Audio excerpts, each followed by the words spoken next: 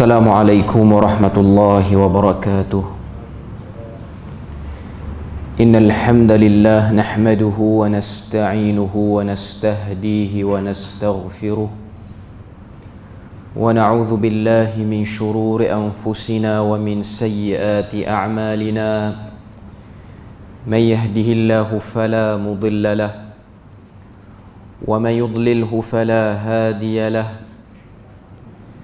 أشهد أن لا إله إلا الله وحده لا شريك له وأشهد أن محمدا عبده ورسوله. يا أيها الذين آمنوا اتقوا الله وقولوا قولا سديدا يصلح لكم أعمالكم ويغفر لكم ذنوبكم ومن يطع الله ورسوله فقد فاز فوزا عظيما. الحمد لله الذي بنعمته تتم الصالحات. ربنا آتنا من لدنك رحمة وهيئ لنا من أمرنا رشدا. اللهم آت نفسي تقواها وزكيها وأنت خير من زكاها أنت وليها ومولاها. Alhamdulillah, syukur pada Allah Azza wa Jalla kerana dengan rahmat dan juga limpah kurnia yang Allah Ta'ala berikan dapat kita sekali lagi bersama-sama pada malam ni. Kita menyambung lagi perbahasan kita daripada risalah Asam Garam Rumah Tangga Nabi Sallallahu Alaihi Wasallam, dan kita masih lagi pada bab karenah sebahagian daripada isteri Nabi Sallallahu Alaihi Wasallam. Jadi malam ni kita akan mendengarkan beberapa hadis berkenaan dengan keadaan atau suasana rumah tangga Nabi daripada bab kelakuan ataupun karenah isteri-isteri Nabi.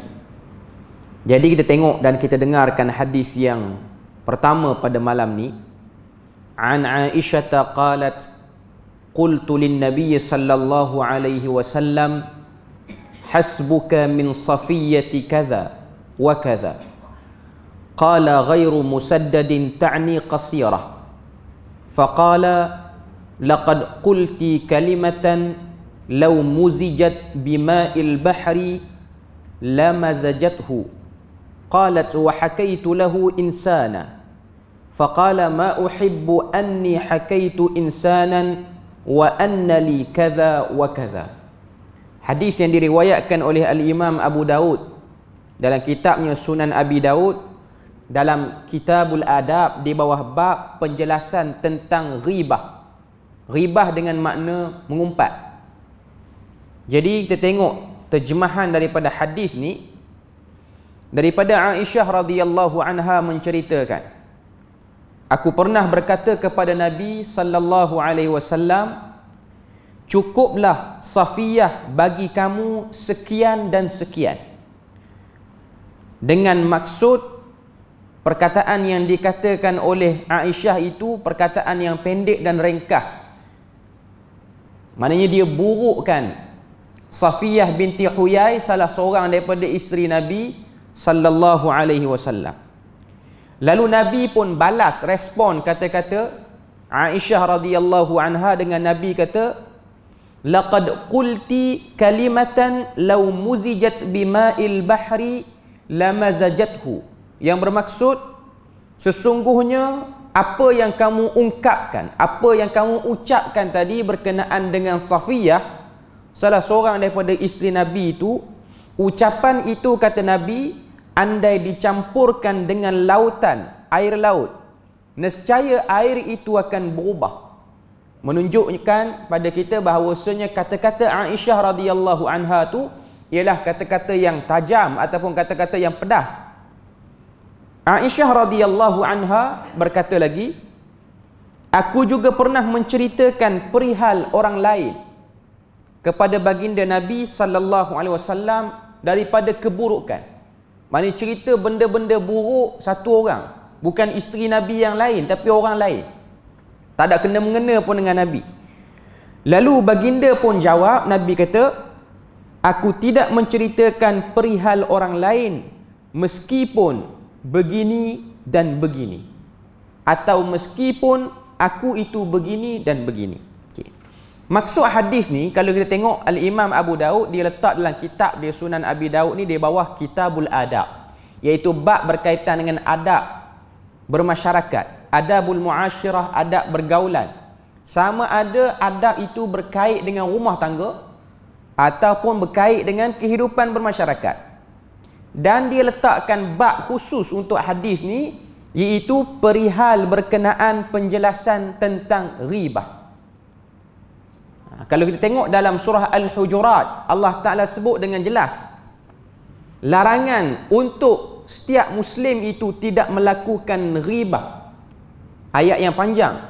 Kalau kita ingat khutbah Jumaat kita di Perlis hari ini ialah berkenaan dengan jangan menghina. Jadi benda tu ataupun ayat tu ialah lebih kurang dengan apa yang terdapat dengan apa yang kita dengar tadi pada khutbah tadi, iaitu larangan menghina, mencaci maki, merendahkan orang, termasuk juga ghibah pada orang. Okay. Jadi dalam hadis ni, kalau kita tengok, pertama nak kena takrifkan dulu maksud ghibah. Okay. Tadi kita dah sebut, ghibah ni ialah kita cerita benda buruk yang ada pada satu orang, sama ada benda buruk tu betul ataupun tak betul, yang kalau diceritakan kepada si empunya diri itu, dia akan marah. Kalau benda tu betul pun dia marah, kalau benda tak betul, lagilah dia marah. Itu ghibah. Okay. Dan dalam isu perkataan Aisyah kepada Safiyah ni, ianya terdorong daripada isu lain. Bukan saja-saja nak ghibah Safiyah, tapi ada benda lain yang menyebabkan Aisyah tersebut, tercakap ataupun terungkap perkataan itu.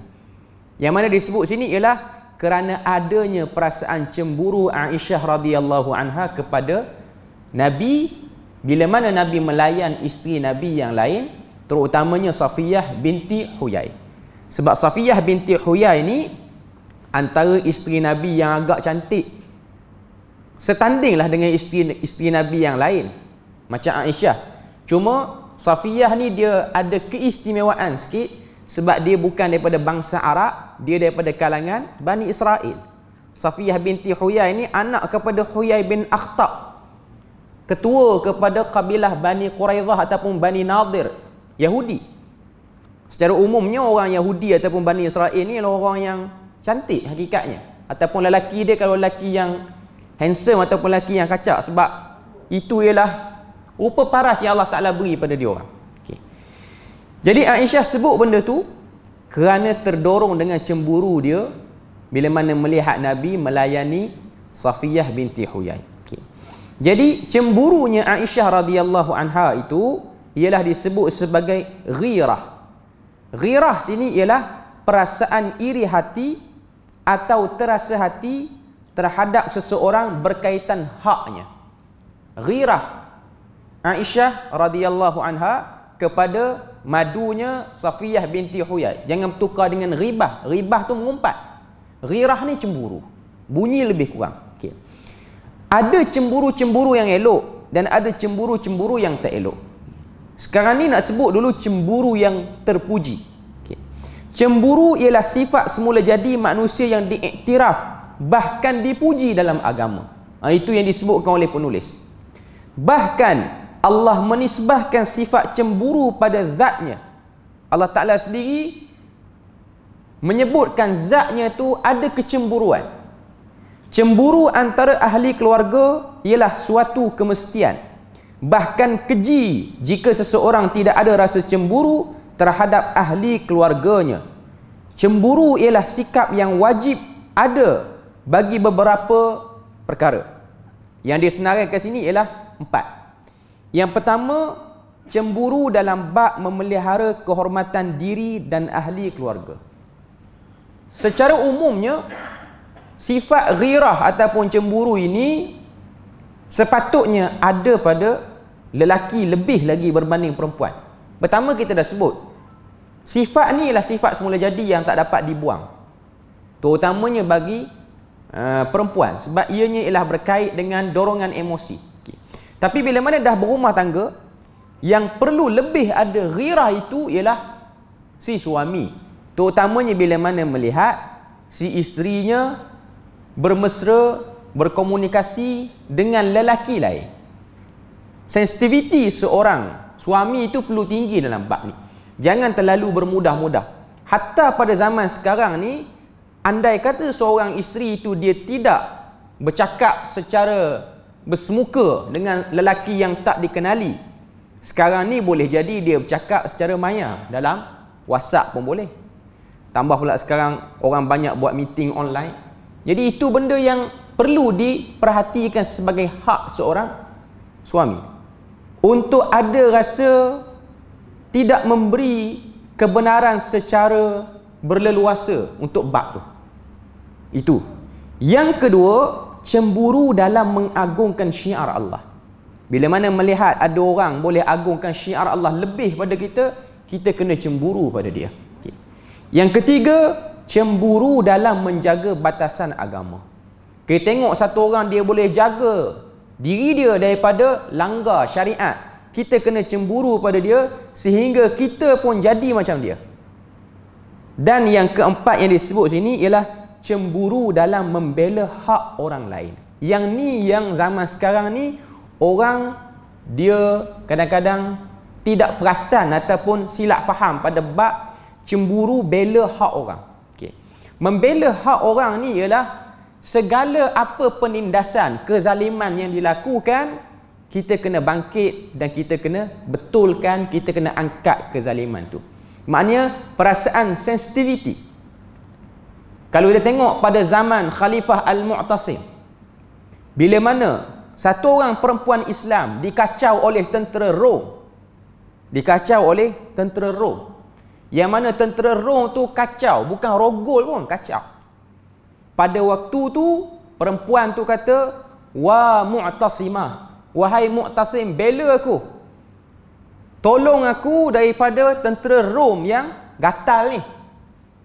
Sehingga ada satu orang yang tengok kejadian tu, dia hantar surat kepada Mu'tasim. Mu'tasim bukan duduk situ, Mu'tasim duduk kat tempat lain.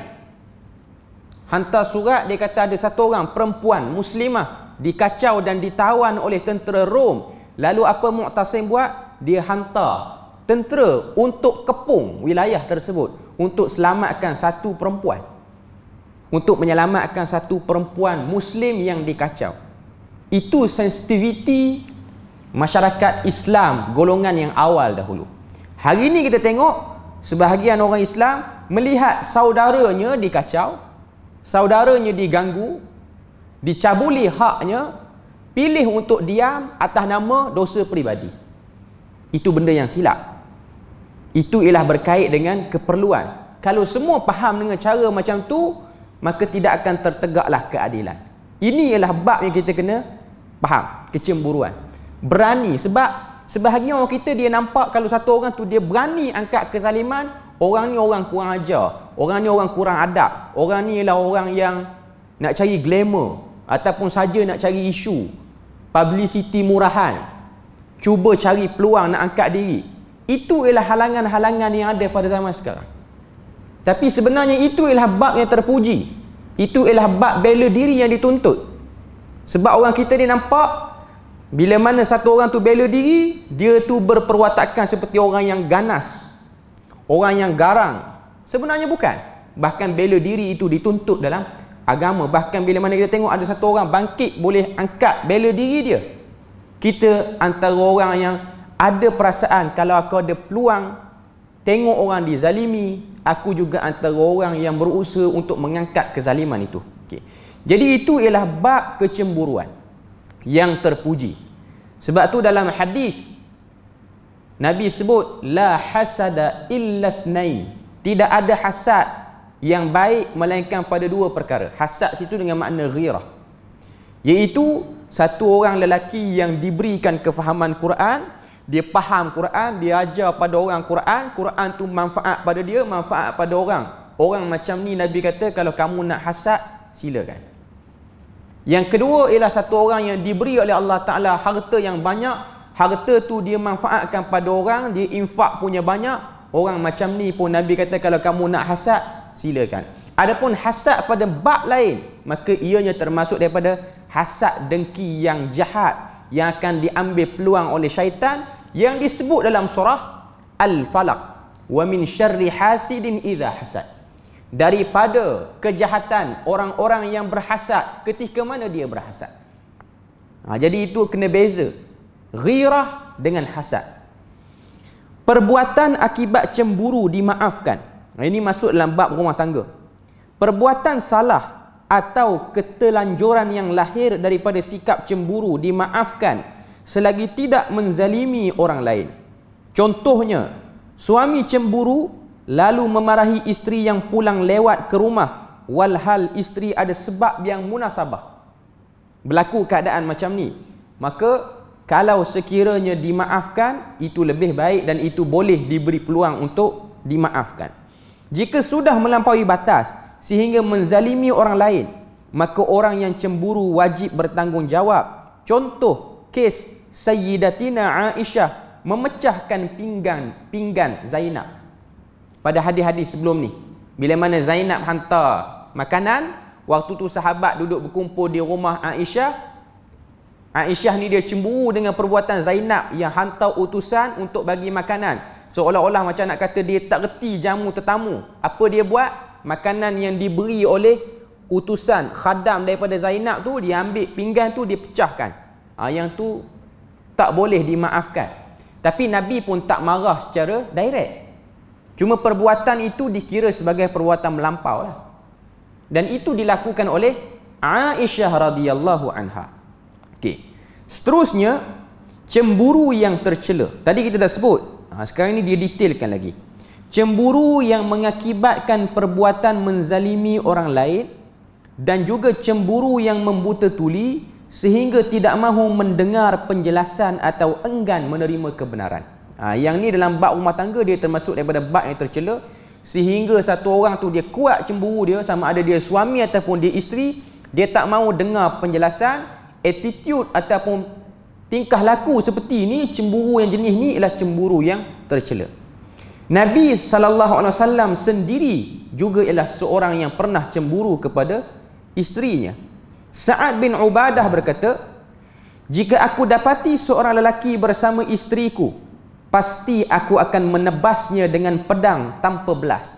Sa'ad bin Ubadah ni ialah daripada kalangan sahabat Ansar. Dia ni ketua kabilah kepada Aus, dan pada waktu tu yang jadi ketua kabilah kepada Khazraj ialah Sa'ad ibn Mu'az. Sebab kedua-dua tu nama Sa'ad belaka. Okay. Sa'ad bin Ubadah kata, jika aku dapati mana-mana lelaki yang dekat dengan isteriku, aku akan pancung lelaki itu. Lalu Nabi bersabda, adakah kamu kagum dengan sikap cemburu Sa'ad?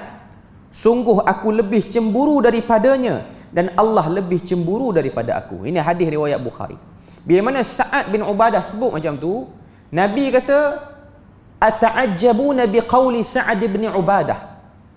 Nabi tanya kepada para sahabat, tidakkah kamu rasa hebat, rasa kagum?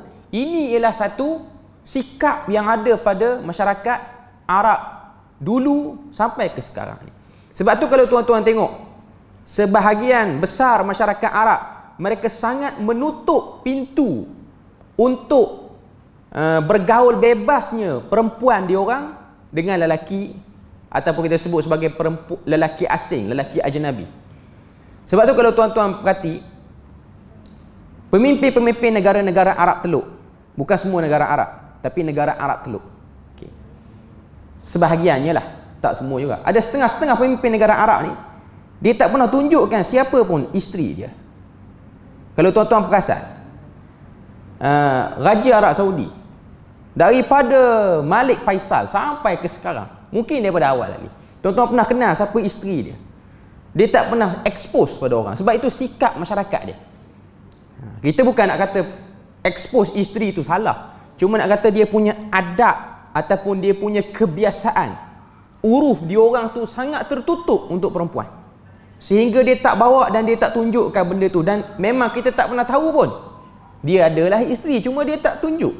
Dia bukan macam kebiasaan setengah-setengah orang lain ataupun pemimpin negara lain, isteri kepada pemimpin negara itu akan digelar sebagai wanita pertama negara itu.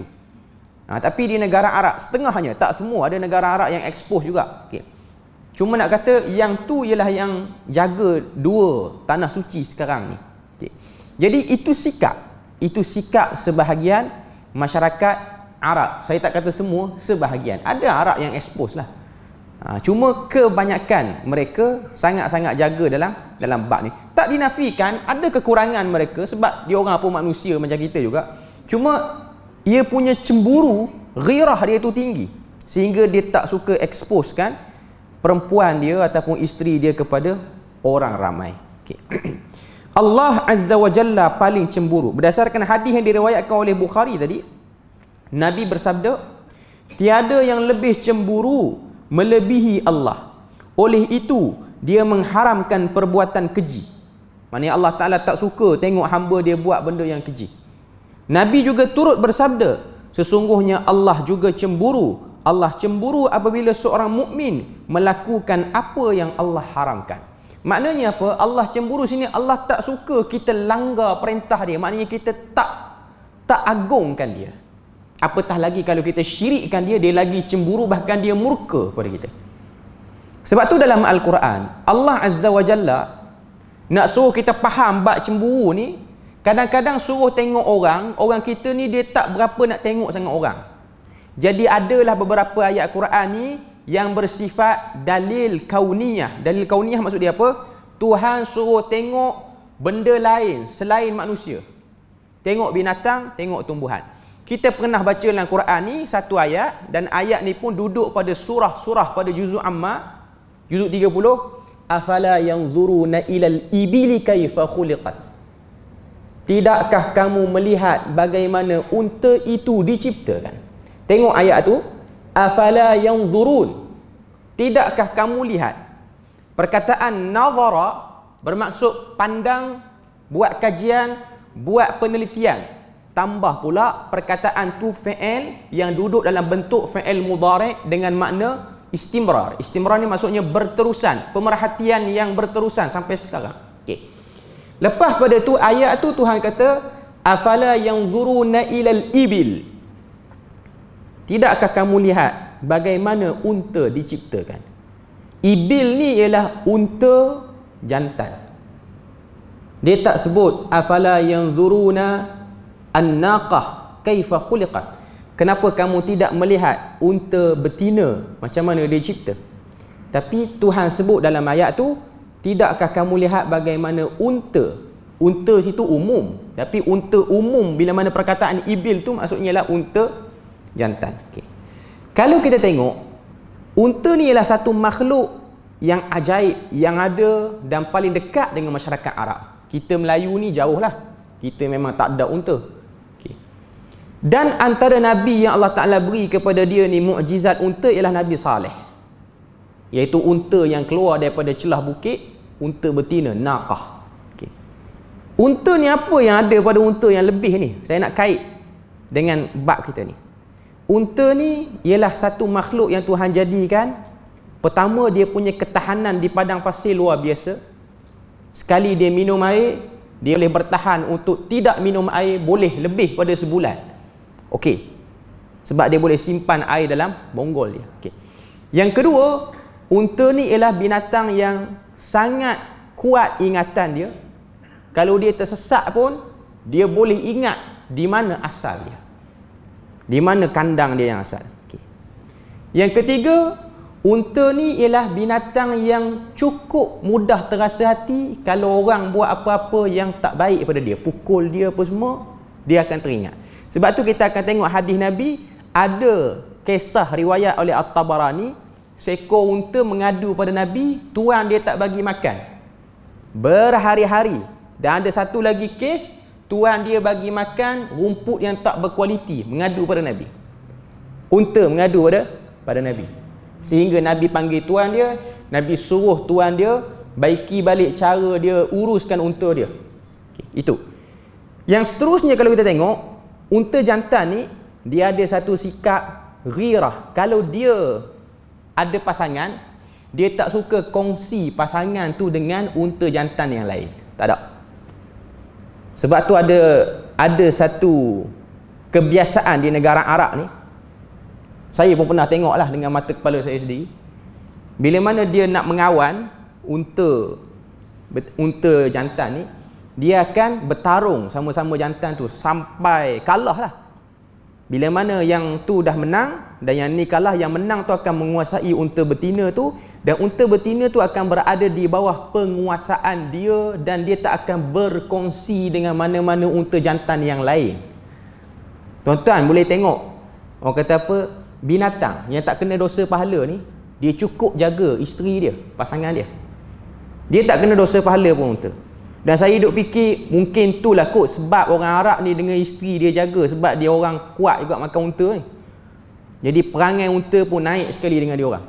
Okey. Jadi dia orang tutup benda ni. Okey. Jadi unta dia tak boleh dia tak boleh orang kacau pasangan dia. Kalau dia berjalan pun, kalau tuan-tuan duduk lama, orang akan perasan dia ni. Kalau dia berjalan dengan kawanan dia, dengan anak dia, biasanya yang jantan dia akan cuba bergerak depan belakang sebab dia nak tengok siapa yang pandang isteri dia. Itu binatang. Ghirah dia cukup tinggi. Okay, dia tak suka. Dan kalau kita buat sesuatu, dia ingat. Dia mungkin tak akan katok kita hari tu, dia akan katok kita minggu depan, tapi dia akan buat. Sebab benda tu dia akan buat. Kita tak boleh menzalimi dia. Sebab saya pernah tanya orang yang jaga unta, dia pernah sekali terpukul unta tu ingat dia minggu depan kemah dia kena lingkup dengan unta tu. Unta tu ingat Bangladesh yang jaga di Arab Saudi. Dia buat perangai lagu tu. Maknanya dia ada ingatan yang kuat. Cuma nak kata Tuhan suruh kita tengok makhluk. Tengok orang, mungkin orang kata alah Nabi boleh Ni binatang. Tengok binatang. Jadi kita ni orang malulah kalau kita ni memperagakan isteri kita. Kita lebih teruk pada unta kalau kita buat perangai lagu tu. Okay. Jadi ini benda yang kita kena tahu. Ini benda ataupun perkara yang kita kena tahu. Bila mana Allah Ta'ala disebut tentang benda tu, dia tak sebut saja-saja. Okay. Itu hadis yang pertama. Hadis yang kedua malam ni, an Aisyah qalat, iftaqadtu an-nabiy sallallahu alaihi wasallam dhata lailatin fadhanantu annahu dhahaba ila ba'd nisa'i فتحسست ثم رجعت فإذا هو راقع أو ساجد يقول سبحانك وبحمدك لا إله إلا أنت فقلت بأبي أنت وأمي وإني لفي شأن وإنك لفي آخر. Hadis ini diriwayatkan oleh Al-Imam Muslim dalam Kitabus Salah, bab apa yang dibaca waktu rukuk dan sujud. Okay. Tapi yang kita nak hubung kaitkan dengan bab rumah tangga Nabi ni bukan keseluruhan hadis tu. Okay. Aisyah dia cerita, saya baca terjemahan dia. Aisyah kata, iftaqadtu an-nabiyya dhata lailatin. Pernah satu malam aku cari Nabi, yang tidur sebelah aku ni tak ada. Nabi hilang.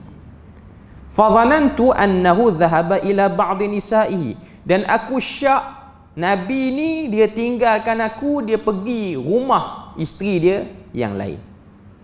Fatahassastu thumma raja'tu fa idza huwa raqi'. Aku cari Nabi ni, ketika mana aku cari Nabi, tiba-tiba aku dapati Nabi sedang rukuk ataupun sedang sujud, dan pada waktu tu Nabi menyebut perkataan subhanaka wa bihamdika la ilaha illa anta, yang bermaksud maha sucimu dan segala pujian buatmu, tidak ada Tuhan yang disembah melainkanmu. Faqultu, lalu aku pun kata, bi abi anta wa ummi, ayah dan ibuku sebagai tebusanmu, inni lafi sya'nin, sungguh ketika aku berada dalam satu keadaan, walhal kamu berada dalam keadaan yang lain. Okay. Hadis ni nak cerita pada kita apa dia? Pertama, bacaan waktu rukuk dan sujud. Selain pada baca subhana rabbiyal a'la ataupun subhana rabbiyal azim dalam rukuk dan sujud, boleh juga kita baca subhanaka wa bihamdika la ilaha illa anta. Itu yang paling jelas. Okay. Yang kedua yang kita boleh tengok dalam hadis ni ialah perasaan syak yang ada pada Aisyah radhiyallahu anha bila mana Nabi hilang. Cari-cari Nabi, tak ada Nabi. Nabi ni orang yang paling kuat salat, paling kuat buat ibadah, Apa-apa kebaikan memang Nabi lah yang akan jadi juara. Kita tak akan kata orang lain melebihi Nabi. Okay. Tapi nak kata perempuan, nak kata isteri Nabi ni, ataupun mana-mana perempuan pun, mula-mula saja dia cari Nabi, dia tak terlintas dalam kepala dia, suami aku solat kot. Dia terlintas apa dia tuan-tuan? Jangan-jangan dia pergi rumah madu lain. Saya nak sebut sini apa dia tuan-tuan? Ni yang sedang berlaku ni dalam rumah tangga seorang lelaki yang digelar kekasih Tuhan, paling rapat dengan Tuhan. Isteri dia ni pula ahli syurga, bukan orang biasa-biasa. Okey. Bila mana hilang Nabi, dia tak fikir Nabi semayang. Dia punya telahan pertama dia, ni mesti lari rumah madu mana-mana ni. Pantang dengar aku nyenyak sikit, dia lari. Dia tak terfikir Nabi salat. Dia cari, tersentuh kaki Nabi ke, terpegang betih Nabi ke, oh rupanya suami aku tengah salat. Lepas pada selesai salat, dia kata pada Nabi, inni lafi sya'nin wa innaka lafi akhar. Aku duk terfikir kamu pergi rumah orang lain, rupanya kamu tengah salat. Okey. Daripada hadis ni nak tunjuk pada kita kebiasaan ialah kebiasaan. Seorang perempuan itu dia akan ada rasa syak pada suami dia kalau hilang tiba-tiba. Ataupun dia perasan benda pelik. Tambah pula suami itu memang mengamalkan poligami. Memang dia akan syak ke arah tu lah. Dia tak akan syak ke arah lain. Sebab pada waktu ni Nabi ramai isteri. Dia syak, Nabi pergi balik rumah orang lain. Okay. Cuma nak kata itu normal. Waktu Nabi dengar dia kata macam tu, Nabi tak kata kamu ni apalah punya perempuan, fikirlah positif sikit. Nabi tak jawab. Sebab Nabi tahu itu normal bagi seorang perempuan. Bila mana seorang perempuan, seorang isteri, dia tidak ada syak pada suami, kebiasaannya rasa cinta dan sayang daripada suami tu dia dah hambar. Cuma dia malah nak buat kes dengan kita. Dia malah nak minta fasah saja. Bila mana dia dah tak peduli, ikutlah dia nak hilang lagi bagus daripada duduk tidur tepi aku. Kalau dah sampai tahap macam tu, itu problem. Tapi kalau masih lagi dalam keadaan macam ni, dah tua dah pun 60, masih lagi duduk syak kok cari perempuan lain ke apa semua, itu bagus. Itu ialah benda yang normal bagi seorang perempuan. Kalau hilang suami, dia duduk terfikir, ni pergi menggatal. Kalau dah kahwin 2-3, ni mesti pergi rumah madu. Itu ialah benda normal. Tapi kalau dia dah start tidak peduli, itu benda tak normal sebenarnya. Bahkan mungkin sebahagian suami dia selesa dengan cara tu, iaitu cara isteri tak peduli. Tapi sebenarnya itu ialah keadaan yang tidak bagus untuk rumah tangga sebenarnya. Dan Nabi tak kata apa-apa sebab Nabi tahu itu ialah kebiasaan bagi seorang perempuan yang memang meletakkan suami dia sebagai tempat bergantung dia. Okay. Seterusnya kita nak baca hadis yang ketiga pada malam ni. Hadis ni panjang sikit. Saya baca pelan-pelan, kita terjemah sikit-sikit.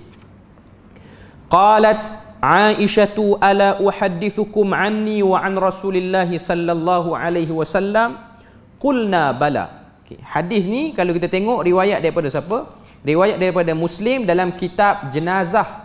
Bab doa ketika mana masuk kawasan perkuburan dan doa untuk penghuni kubur yang sudah meninggal lama. Okay. Kata Aisyah radhiyallahu anha kepada para sahabat, dia kata, mahukah aku ceritakan satu peristiwa tentang aku dan Rasulullah? Maka para sahabat kata, bala, bahkan kami nak dengar. Qalat lamma kanat laylatil lati kana an-nabiy sallallahu alaihi wasallam fiha indi inqalaba fawada'a ridaahu wa khala'ana alaihi fawada'ahuma 'inda rijlaihi wa basata tarafa idharihi ala firashihi fattaja'a. Maksud hadis ni, kata Aisyah, pada satu malam yang mana malam itu giliran Rasulullah di rumahku, ketika mana itu baginda sudah pun tanggalkan pakaian. Nabi dah nak tidur bersama dengan aku. Okay. Nabi pun letakkan selipar, Nabi susun kasut elok-elok, okay, di sisi kaki dia. Sebab rumah Nabi ni kecil je. Rumah Nabi bukan macam rumah kita ada kapet, ada tile apa semua. Maknanya dalam rumah tu pun tanah macam luar rumah juga. Okay. Nabi dah susun kasut dekat dengan kaki dia. Nabi bentangkan kain hamparan di katilnya lalu berbaring. Okay. Namun tidak lama kemudian, kata Aisyah radhiyallahu anha, falam yalbath illa raithama dhanna an qad raqadtu fa akhadha ridaahu ruwaidan wa anta'ala ruwaida wa fataha al-baba fa kharaja thumma ajafahu ruwaida. Apa maksud dia? Bila mana Aisyah kata Nabi dah baring elok dah, macam dah nak lena lah, tiba-tiba Nabi pun bangkit balik.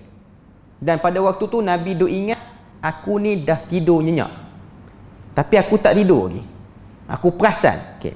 Nabi bangun, Nabi pakai balik ridak. Ridak tu ialah kain untuk tutup bahagian atas tubuh badan ni. Sebab kita kena tahu pakaian orang dulu ialah ridak dan izar.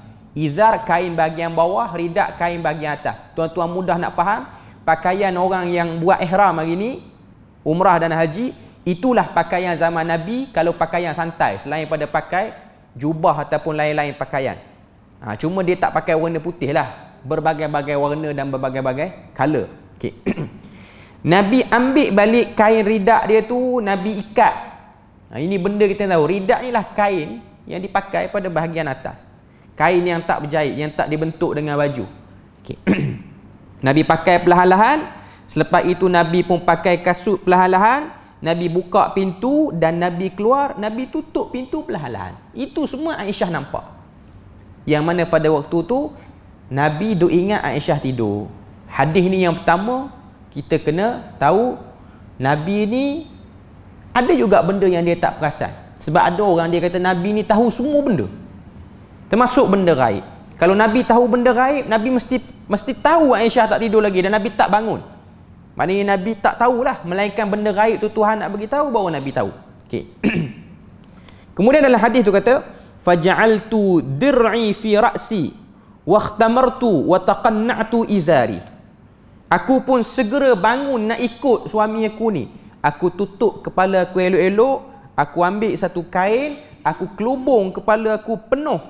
Lalu aku mengekori Nabi sallallahu alaihi wasallam hatta ja'al Baqi', sehingga sampailah Nabi pada waktu tu di tanah perkuburan Baqi', dekat dengan masjid. Kemudian faqama fa atala al-qiyam thumma rafa'a yadayhi 3 marrat. Nabi berdiri di kawasan perkuburan Baqi' itu agak lama. Nabi berdiri, kata Aisyah. Selepas itu Nabi angkat kedua-dua tangannya sebanyak 3 kali. Dan kemudian Nabi beredar pulang. Maka aku pun bergegas pulang bersama dengan Nabi. Nabi tak perasan Aisyah ikut dia. Nabi tak perasan Aisyah ikut dia. Fa'asra'tu faharwaltu fa'ahdartu fasabaqathu fadakhaltu falaysa illa an ittaja'tu. Apa maksud hadis ni? Kata Aisyah radhiyallahu anha, apabila Nabi tu berjalan cepat, Nabi balik tu Nabi berjalan cepat, maka aku pun berjalan cepat-cepat. Ketika mana baginda tu berlari-lari anak, aku pun berlari-lari anak. Akhirnya aku berjaya sampai dulu ke rumah, lantas aku masuk dan terus berbaring. Tidak lama kemudian baginda pun masuk. Baginda masuk, lalu Nabi pun kata, ya Aish, hasya Rabiyah. Qalat qultu la syai'. Nabi kata, wahai Aish. Ini panggilan Nabi kepada Aisyah, panggilan pendek mudah. Nabi tak panggil nama panjang, Nabi panggil je Aish. Mengapa dengan kamu nampak macam tercungak-cungak? Nabi baru perasan Aisyah ni tak tidur lagi, rupanya dia ada buat sesuatu. Aku jawab, tidak ada apa-apa wahai Rasulullah. Baginda berkata, baik kamu beritahu aku, atau Tuhan yang Maha Esa yang lagi mengetahui akan memberitahu aku sendiri. Nabi macam ancam sikit, getak sikit kepada Aisyah. Aku pun jawab, wahai Rasulullah, demi bapa dan ibuku. Lalu aku pun menceritakan apa yang berlaku. Baginda berkata, kalau begitu, awaklah bayangan hitam yang aku lihat, yang saya lihat di depan tadi. Nabi dah perasan, cuma Nabi tak tegur. Waktu Nabi duduk di Baqi', aku menjawab, benar wahai Rasulullah. Lalu baginda menepuk dadaku sehingga aku terasa sakit. Baginda berkata, adakah kamu menyangka Allah dan Rasulnya akan curang kepadamu? Maknanya Nabi macam cuba nak betulkan keadaan. Nabi kata, adakah kamu syak pada aku sehingga kamu intip aku, ikut aku sampai ke Baqi'? Lalu Rasulullah memberitahu, sebenarnya tadi. Lalu aku pun menjawab, kata Aisyah, apa-apa pun yang cuba dirahasiakan manusia, pasti Allah Ta'ala akan tahu juga. Lalu Rasulullah memberitahu, sebenarnya tadi Jibril datang, namun apabila melihat diri kamu, dia pun memanggil aku perlahan-lahan sehingga kamu pun tidak mendengarinya. Aku pun menjawab dengan perlahan panggilannya agar kamu tidak mendengarinya. Dia tidak mahu masuk ke rumah kerana kamu sudah menanggalkan pakaian. Aku pun menyangka bahawa kamu sudah tidur, jadi aku tidak mahu mengejutkan kamu. Aku bimbang kamu akan rasa keseorangan pula nanti. Jibril berkata kepadaku, Allah memerintahkan supaya datang ke Baqi' dan memohon keampunan buat para penghuninya. Lalu aku pun berkata, apa yang patut aku ucapkan kepada mereka, wahai Rasulullah? Nabi menjawab dalam hadis tu, Nabi kata, Assalamu ala ahli diyari minal mu'minina wal muslimin wa yarhamullahu al-mustaqdimina minna wal mustakhirin. Aisyah ni dia tanya Nabi, ya Rasulullah, kalau pergi ke perkuburan nak kata apa?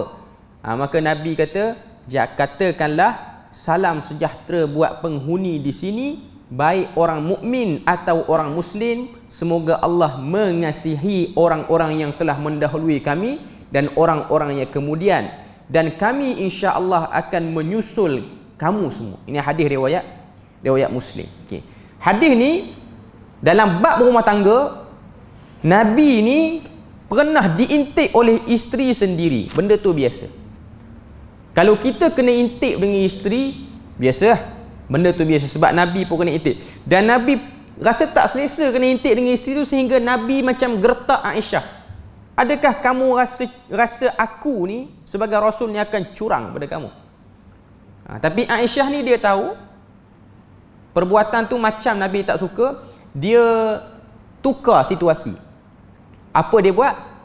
Dia kata, wahai Rasulullah, kalau sampai di kubur ni kita nak baca apa? Dia tak jawab soalan Nabi. Dia tak jawab pun bila mana Nabi kata, kamu rasa aku curang kepada kamu? Dia tak kata, tak, bukan curang, cuma tak percaya. Dia tak jawab. Tiba-tiba je dia kona masuk soalan, kalau pergi kubur nak baca apa? Tapi Nabi ni dia pun pandai juga. Dia tak, orang kata apa, orang yang nak kekalkan kemarahan. Tak ada lah Nabi kata, tak, sebelum nak jawabnya tu, jawab dulu soalan tadi, curang ke aku ni? Tak, Nabi tak tegaskan. Lalu Nabi pun kata, Assalamu ala ahli diyari minal mu'minina wal muslimin wa yarhamullahu al-mustaqdimina minna wal mustakhirin. Jadi itu beberapa benda yang kita boleh tengok dalam hadis ni. Bila mana pergi ke kubur, itulah bacaan bila mana sampai kubur. Tengok cara Nabi pergi kubur. Saya nak sebut 2-3 perkara sini sebelum kita masuk isyak ni. Kita ada berapa minit lagi? 3 minit lagi kita nak masuk isyak ni. Okey. Bila mana Nabi pergi ke kubur? Pertama, Nabi pergi pada waktu tengah malam. Masjid kita ni dekat dengan kubur. Okey. Tuan-tuan nak test hadis ni, boleh terus malam ni. Okey. Pergi kubur 1/3 malam yang tengah tu. Bukan pergi kubur air raya. Pergi kubur ni pukul berapa? 12 tengah malam ke atas, sampai pukul 5 pagi. Itu waktu utama untuk ziarah kubur. Polis pun tak tangkap kalau kata kena compound waktu ni. Dia pun tak nak tengok dah apa benda duk mai kubur waktu-waktu macam ni. Cuma kalau tuan-tuan buat lain macam, mungkin boleh kena tangkap lah. Okay. Nabi dia pergi kubur, dia bukan pergi direct ke kubur satu orang. Dia duduk je depan pintu kubur dan dia berdoa. Dia duduk. Macam kita nak pergi ziarah kubur ni, kita kena faham, ziarah kubur bukan ziarah kubur yang ada ahli keluarga kita meninggal dan tanam situ. Mana-mana orang Islam, dia boleh pergi ziarah mana-mana kubur orang Islam untuk diamalkan sunnah ni. Dia tak syarat ayah dia meninggal situ, mak dia meninggal situ, tok wan dia meninggal situ, dia nak pergi kubur tu. Kubur mana-mana pun dia boleh pergi. Dia nak beramal dengan yang ni. Doakan kepada ahli kubur yang telah meninggal itu. Jadi sunnah dia ialah Nabi pergi pada waktu malam. Dalam hadis yang lain, waktu Nabi masuk kawasan perkuburan tu, Nabi pecah kasut, tanggalkan kasut. Nabi tanggalkan kasut. Nabi tak masuk dalam kawasan kubur dengan pakai kasut. Hikmah yang disebut oleh para ulama sebab ingin mengingati asal kejadian kita pun kalau keluar pada perut mak dulu pun tak pakai kasut, balik masuk dalam kubur nanti pun orang tak sarung kasut juga kat kaki kita. Sebab poin pergi ke kubur ni ialah untuk kita ingat kita nak mati, bukan kita ingat orang yang dah mati pernah hidup sekali dengan kita dulu. Mengingati kesedihan yang telah diangkat oleh Allah Ta'ala, perbuatan yang tidak dibenarkan. Sebab tu tak betul kalau bila mana kita tengok satu orang dia pergi kubur, dia nak teriak, dia nak menangis, teringat ini orang yang pernah hidup dengan aku, orang yang pernah tolong aku. Itu tak bagus.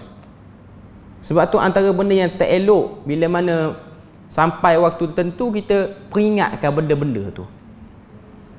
Kan kita tengok sebahagian orang ni, bukan sebahagian orang, bahkan benda ni dikempen oleh TV pun. Kita beri lalu azan dulu lah.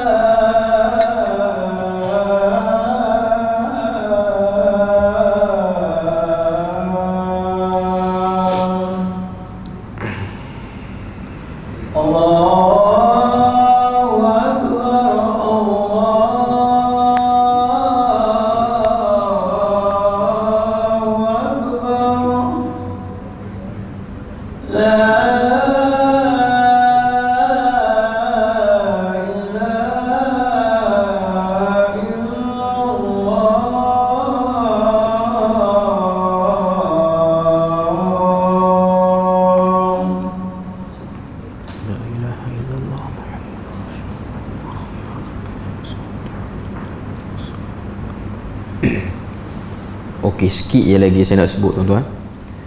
Bila mana kita pergi ke kawasan perkuburan, antara sunnah-sunnah yang ditunjukkan dalam hadis ni, pergi pada waktu malam, berdoa secara memandang ke kawasan perkuburan secara keseluruhan. dan tidak memakai kasut jika boleh lah. Kalau kita rasa kawasan tu ada benda-benda yang membahayakan, kita pakai lah. Cuma yang aulanya lah tak pakai. Okay. Dan ucapan yang sunnahnya di sini ialah Assalamu ala ahli diyari minal mu'minina wal muslimin wa yarhamullahu al-mustaqdimina minna wal mustakhirin wa inna insyaallahu bikum lahiqun. Okay, jadi itu apa yang kita boleh tengok dalam hadis ni, dan rasanya kita berpada situ je untuk kali ini. Moga Allah Ta'ala beri pada kita rahmat dan berkat. InsyaAllah kita akan sambung lagi. Dalam hadis ni masih lagi banyak faedah-faedah dan manfaat yang diletakkan oleh penulis, tapi kita akan sebut pada kali yang akan datang. Setakat tu saja. Subhanakallahumma wa bihamdik asyhadu an la ilaha illa anta wa astaghfiruka wa atubu ilaik. Wassalamualaikum warahmatullahi wabarakatuh.